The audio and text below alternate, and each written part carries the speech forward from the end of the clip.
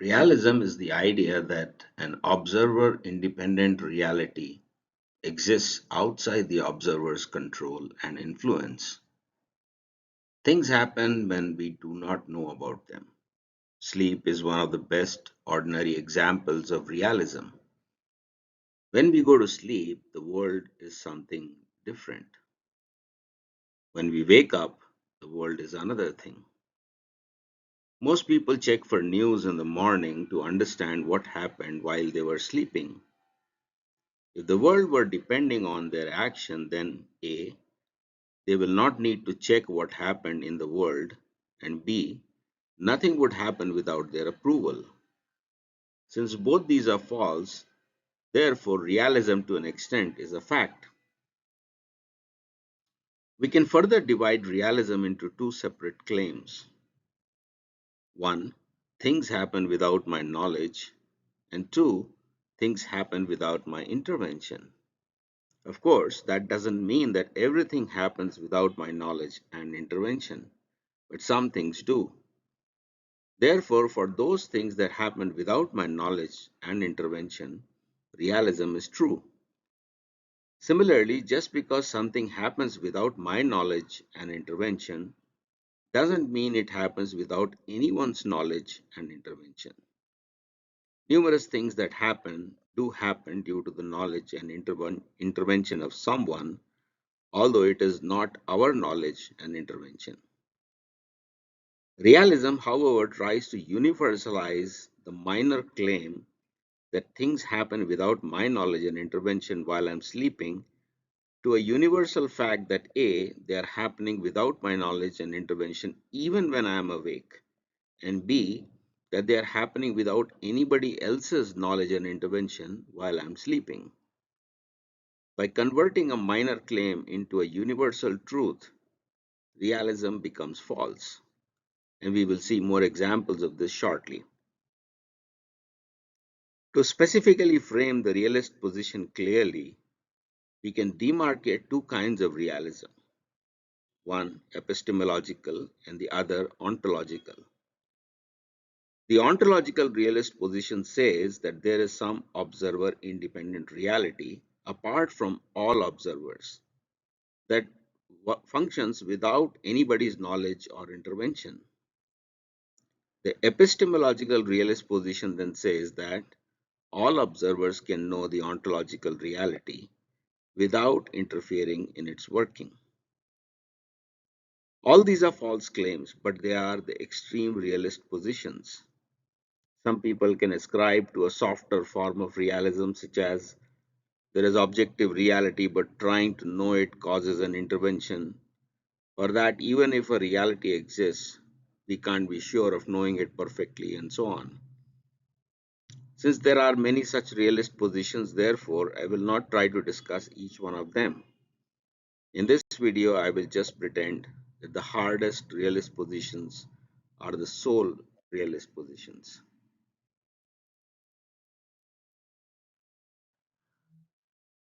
Idealism is the idea that either an observer independent reality doesn't exist outside the observer, or even if it exists, I have no way of knowing that it does.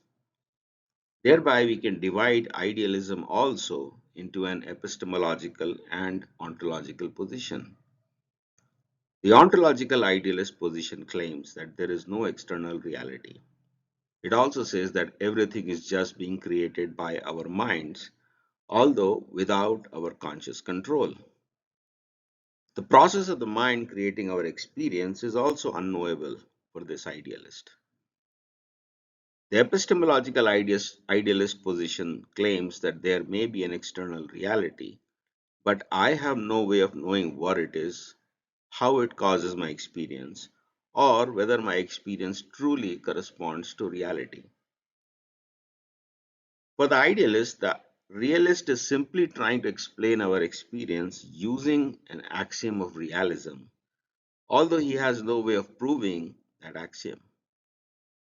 Even if I see many people agreeing on something being real, their existence and agreement are also my experience, and I have no way of knowing that they are not being created by my mind out of my will and control. The idealist position is factually false because some things are in our volitional control while other things are not. The things that I experience due to my will should be attributed to me, while the things that I experience without or against my will must be attributed to something other than me. The idealist position is completely refuted when one gains full control over their mind and senses through a meditative practice, because then we cannot say that things are happening outside of my control. Therefore, the idealist position rests on the proposition that I have no control over my mind and senses, and that everything I experience is within my knowledge, but without my intervention. This is not a factually true position because some things are in my control while other things are not.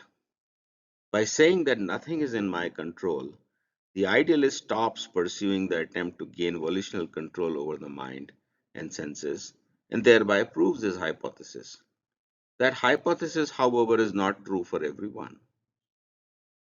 On the other hand, if the idealist says that everything is in my control because it is always being produced by my mind due to my volition, then he will be surprised to find that his experiences are not under his control. This is proved every day by people suffering. Our suffering is not in our control because nobody wants to suffer, and yet they are suffering. Therefore, the position that I have created my reality is easily falsifiable.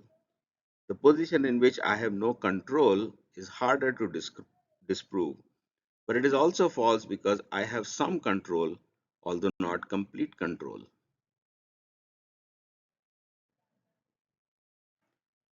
If you haven't already noticed, the common thing in both realism and idealism is the denial of choice or will.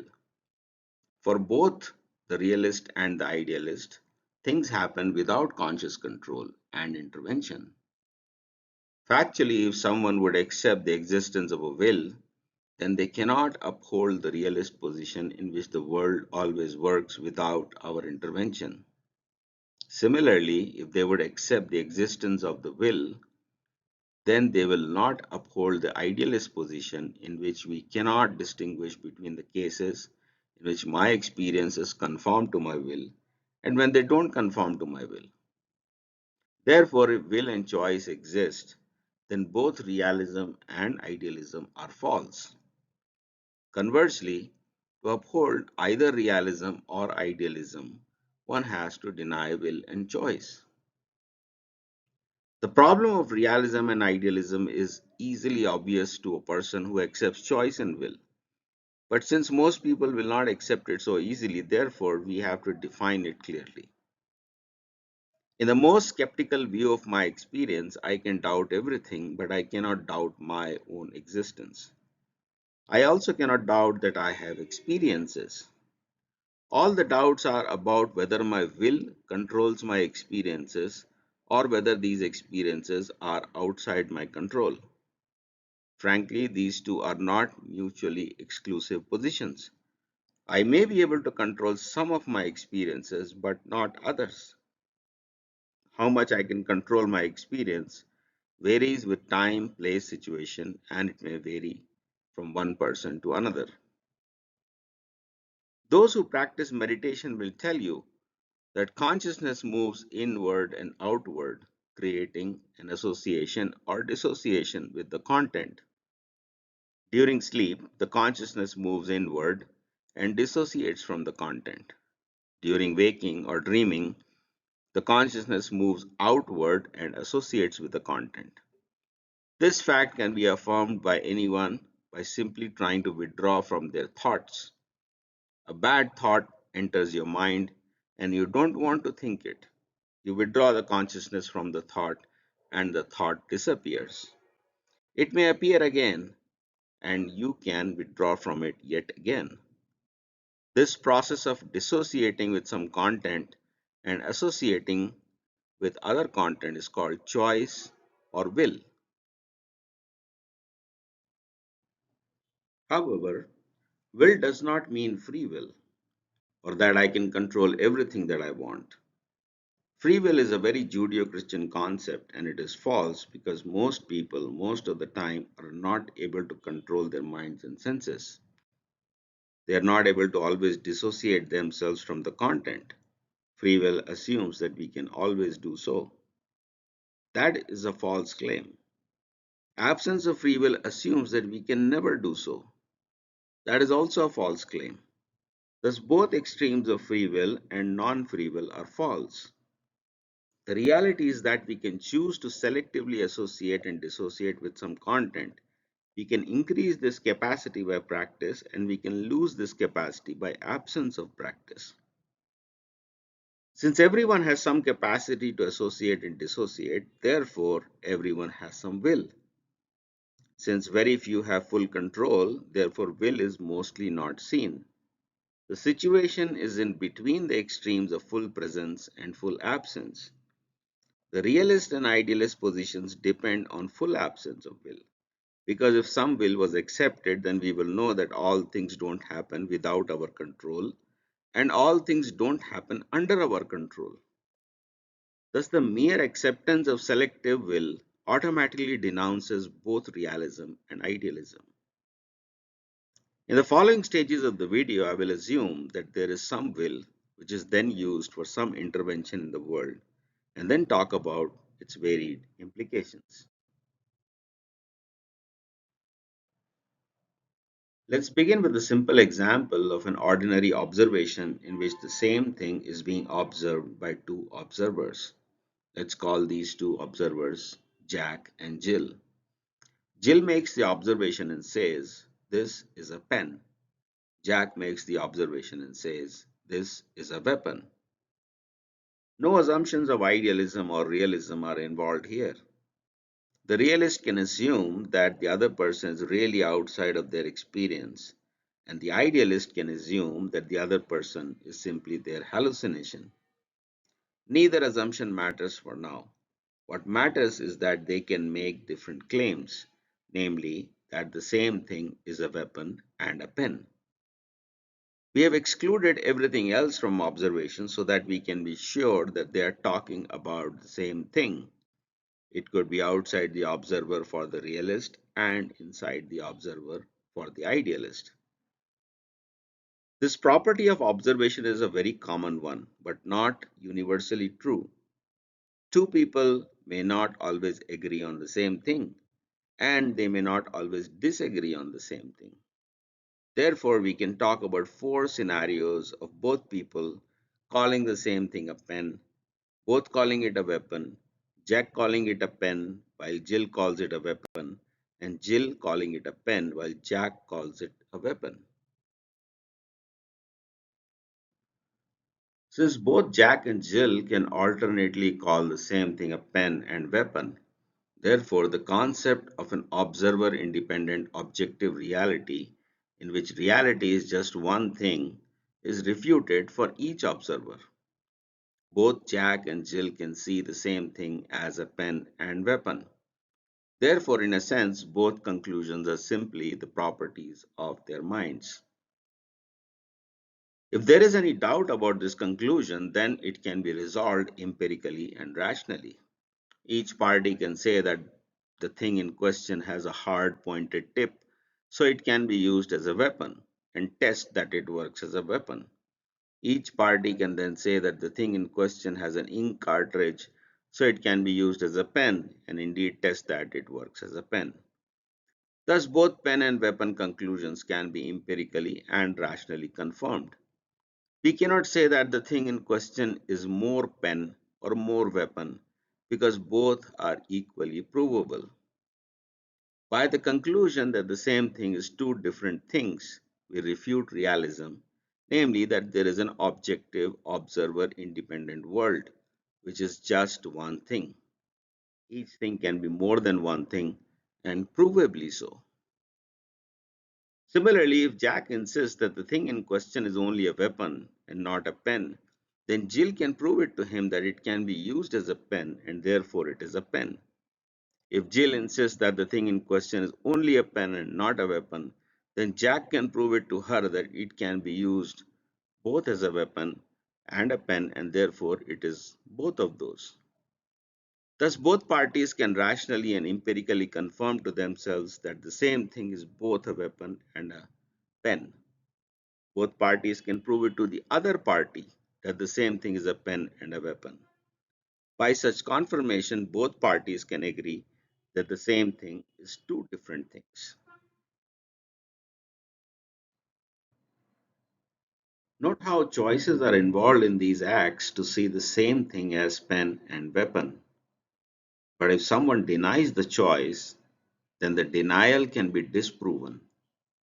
Therefore, each party has a choice to see the same thing in two ways and prove it empirically and rationally. Similarly, the denial of choice can be disproven by the other party empirically and rationally.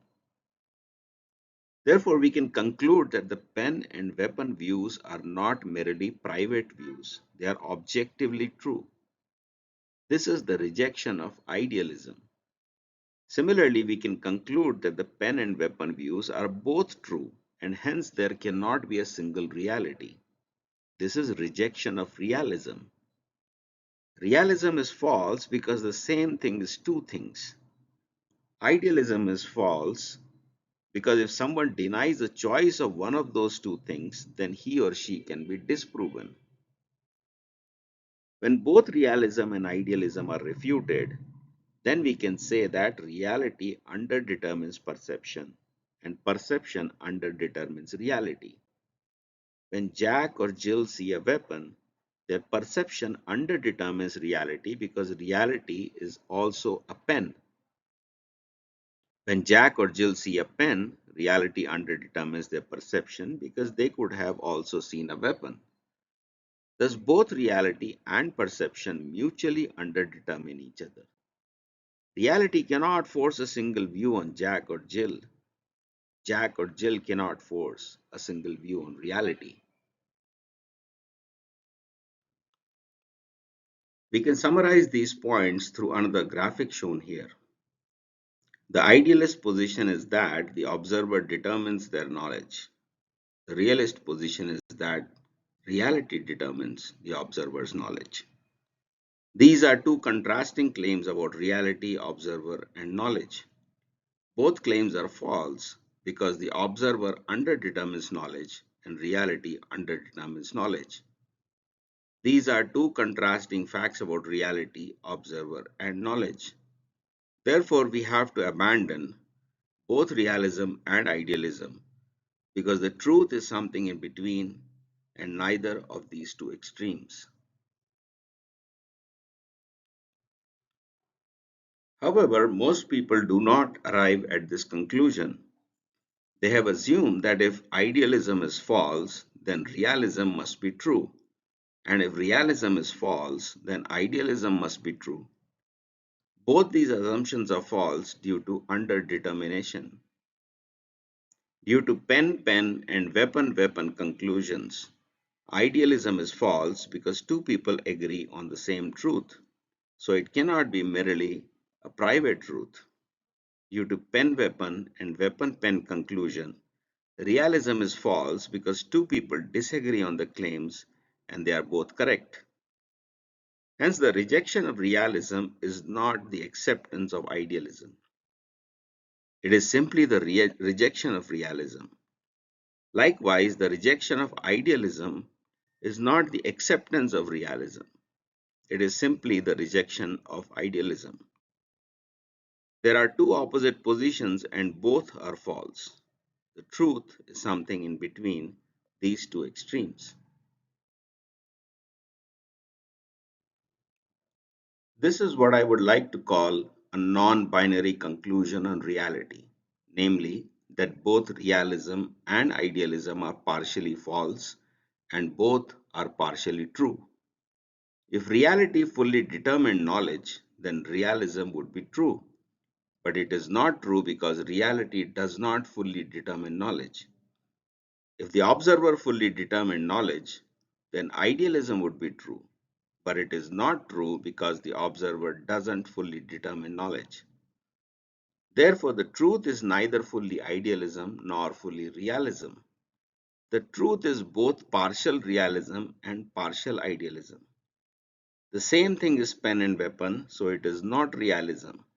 Two people can agree on both pen and weapon, so it is not idealism. This non binary truth conclusion arises due to bidirectional underdetermination.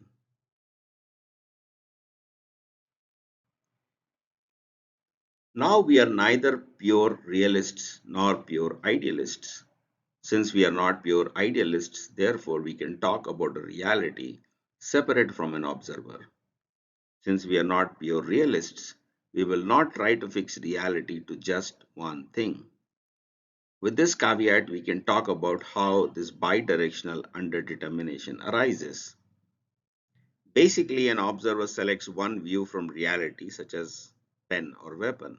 Similarly, reality selects one of the two possible views in the observer, such as pen or weapon. Underdetermination is the result of a choice out of a finite set of possibilities. The set is finite because the pen weapon combination is not a chair, a table, a horse, or a cow. It is just pen and weapon. The choice exists because both pen and weapon are equally possible. Underdetermination means neither fully fixed nor fully free. Two interpretations of pen and weapon make the thing not just one thing, but since the same thing is not cow, not horse, not chair, not table, therefore, choices cannot be arbitrarily free. There is a choice, but it is finite. The reality is giving the observer a finite set of choices. The observer is picking out of a finite set. Since there is choice, therefore, the situation is not fully determined. Since there is limited choice, therefore, the situation is not fully free. Knowledge is then the result of bidirectional selection. The reality selects something in the observer, and the observer selects something in reality.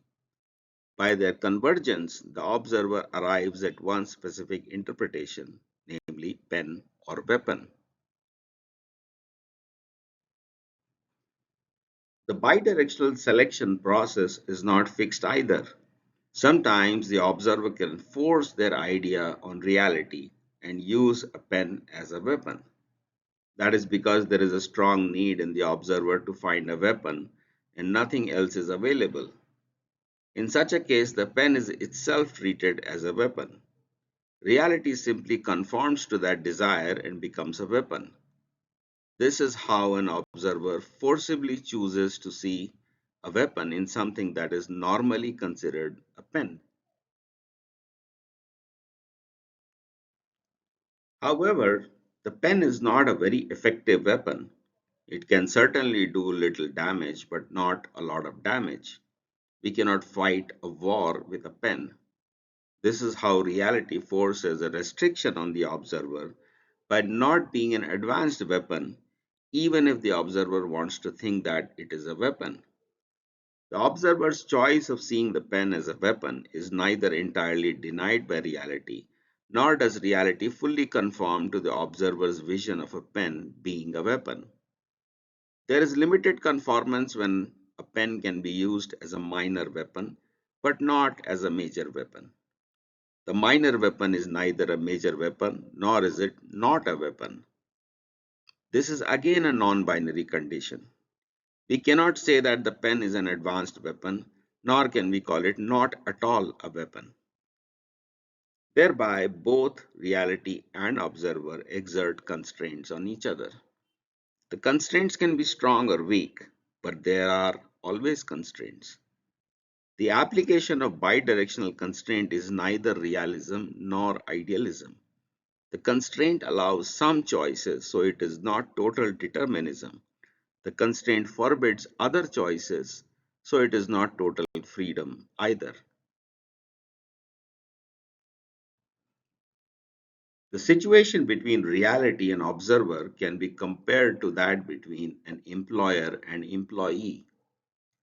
The employee offers his abilities to the employer. He says, I can do cooking and cleaning for you, but I expect to work only 4 hours a day. I cannot work more than 4 hours. But within that time limit, I can do either cooking or cleaning for you, whichever you want. The employer then says, I'm okay with the 4 hour work offer and I want you to do cooking, but I cannot give you more than $10 an hour. At this juncture, the employee has to decide if he wants to take the job offer or look for another employer. Similarly, if the employer wants longer hours, then he has to decide if he will pay more money for another employee or live with the same employee. Every employer cannot get every employee, and every employee cannot get every employer. There are constraints on both sides.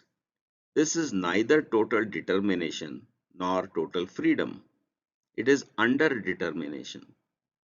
The employer wants a cook and the employee wants money. The employer doesn't want a cleaner, although the employee can clean. The employer cannot give more than $10 an hour, although the employee wants it. Both the employer and the employee have choices, but they are not unlimited. The employer cannot get a better cook for $10 an hour. The employee cannot get a better employer for a 4 hour job. Bidirectional underdetermination implies bidirectional choice. Both reality and the observer have to be persons for a bidirectional choice. Hence, reality cannot be impersonal. Reality has to be a person like the observer. Likewise, the observer cannot be impersonal. The observer must also have choice. Thus, both reality and the observer must be persons with choice. This conclusion is not driven by a metaphysics. It is driven by the problem of bidirectional underdetermination. Reality would be impersonal if reality was a fixed thing, but it is not. Similarly, the observer would be impersonal if the observer was fixed, but it is not. Since neither observer nor reality are neither totally fixed nor totally free, therefore both are persons and not impersonal. All this follows from the failure of realism and idealism and the necessity of bidirectional underdetermination. We can establish all these things quite amazingly by the simple example of two observers looking at a pen weapon. It should not therefore surprise us that the modern dogmas of materialism not only depersonalize and objectify reality, but they also depersonalize and objectify observers. Even if some thinkers might accept that the observer has choices, they never accept that reality has choices. Choices are restricted within the Judeo Christian framework of science to humans alone. Even that choice has been progressively minimized by saying that it can have no effect on reality because it will start violating the laws of nature. Therefore, those who think that science is independent of religion don't know how science has been created by the denial of choice, either through realism or through idealism. The denial of choice is also inbuilt into the objectification of reality, the formulation of laws that cannot be tampered with by choice, and ultimately, depersonalization of both reality and observer. This is a science that began by depersonalizing reality and then extending it to the observer. Depersonalization of reality is a Judeo Christian religious doctrine. Everything else about determinism follows from that religious idea. Hence, science is not free of religion. It is deeply enmeshed with the idea of depersonalization of reality in Judeo Christianity. This dogma, however, is false as we can see from the bidirectional underdetermination problem. Both reality and observers have to have choice and personhood because otherwise either realism or idealism would be true, and then either we cannot treat the pen as a weapon because reality will not permit choices, or no two people need to ever agree on calling the pen a weapon because reality will not constrain choices. If reality forces itself on us, then we cannot choose. If reality doesn't force itself on us, then we can choose whatever we like. Neither option is true, hence bidirectional choice is essential. We can now talk about the fundamental flaws of realism and idealism. Let's begin with realism. The fundamental flaw is the idea that reality forces itself on the observer. The observer has no choice but to accept the forces of nature and be determined by those forces. Since forces of nature are acting on the observer and these forces then determine the observer's knowledge of reality, therefore the observer has no choice to know reality. Those wanting to know reality cannot know reality better than those not wanting to know. In fact, wanting and not wanting to know is also determined by reality. Similarly, forces of nature preclude any interpretation of reality because reality is forcing itself on the observer. So, where is the option of interpretation? When I see something as a pen or a weapon, it must be forced. I cannot be called wrong for saying that the thing in question is a chair and table if reality has so forced itself upon me. Determinism of reality fixes the observer's state at every moment, so there can be no choice. Realism itself entails that there is no choice. Similarly, the fundamental flaw of idealism is that it allows the observer to force itself on reality. The observer can say that the thing in question is a table or chair, and the observer cannot be called wrong because he has the right to force himself on reality. He also cannot be proven wrong by reality under idealism because there is no reality. There is just an observer creating his own experience.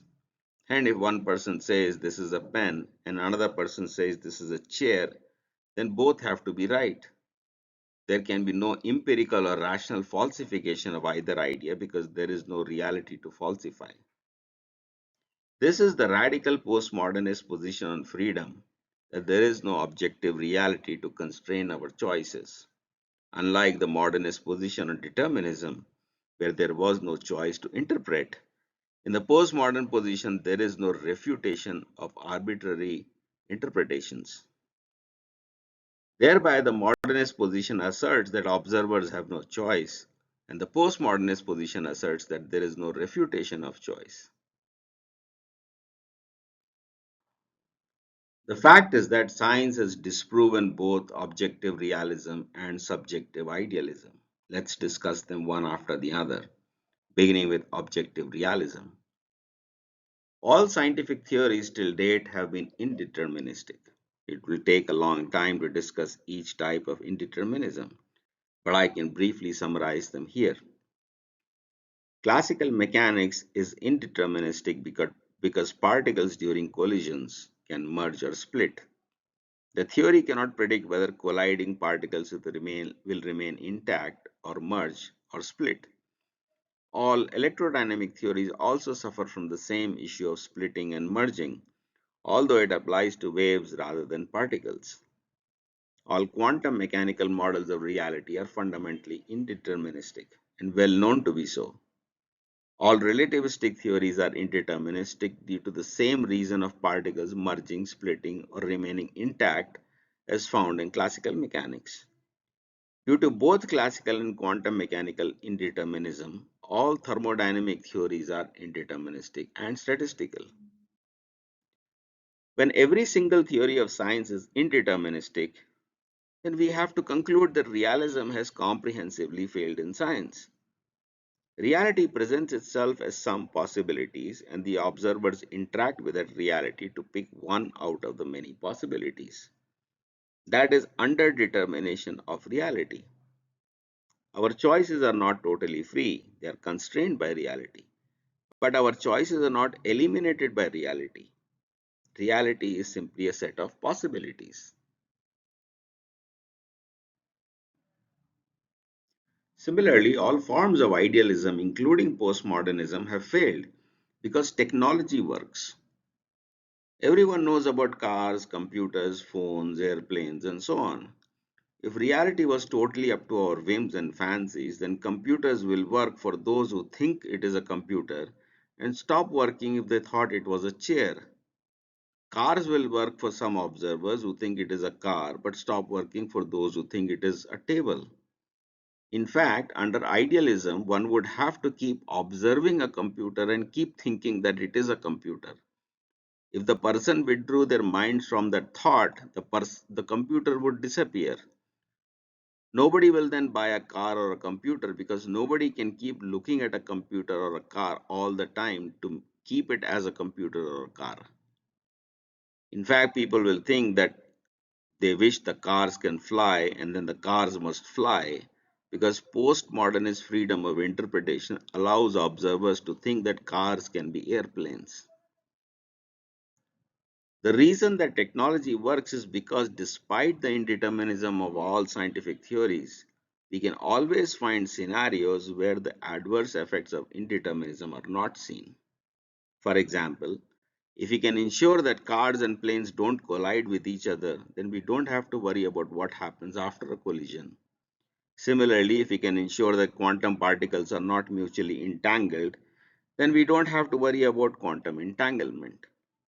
If we ensure that objects are robust enough to not break into pieces upon collision, then we can play with a bat and a ball.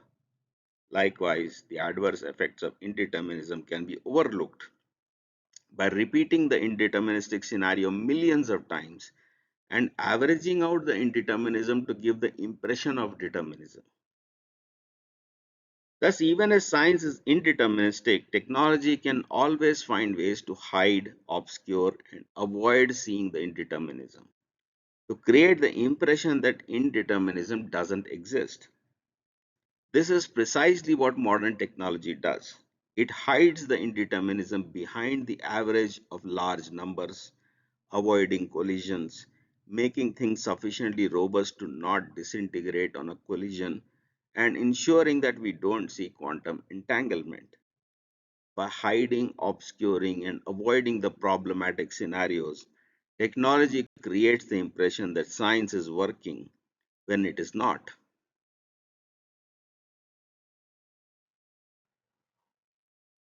The basic problem can be summarized in one sentence, namely, that science fails but technology works.